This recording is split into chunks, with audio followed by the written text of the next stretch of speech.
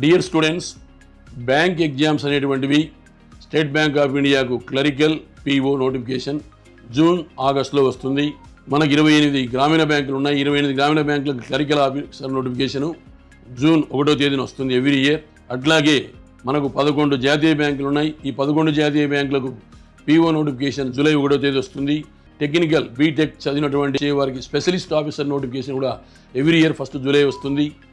అట్లాగే 1 ఆగస్టు 11 జాతీయ బ్యాంకుల క్లరికల్ నోటిఫికేషన్ వస్తుంది. ఇది కాకుండా మనకి ఇన్సూరెన్స్ కంపెనీస్ పబ్లిక్ సెక్టార్లో 4 ఉన్నాయి. ఓరియంటల్ ఇన్సూరెన్స్ కంపెనీ, నీ India insurance company, national insurance company, United India insurance company.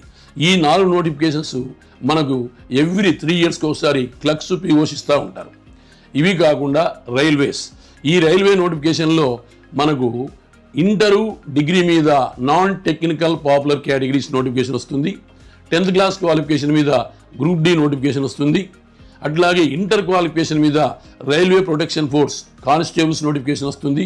Degree qualification మీద రైల్వే ప్రొటెక్షన్ ఫోర్స్లో సబ్ ఇన్స్పెక్టర్ నోటిఫికేషన్ వస్తుంది. అట్లాగే రైల్వేలో ఇంకొక నోటిఫికేషన్ టెక్నికల్ క్యాండిడేట్స్ సపరేట్గా ఉంటుంది.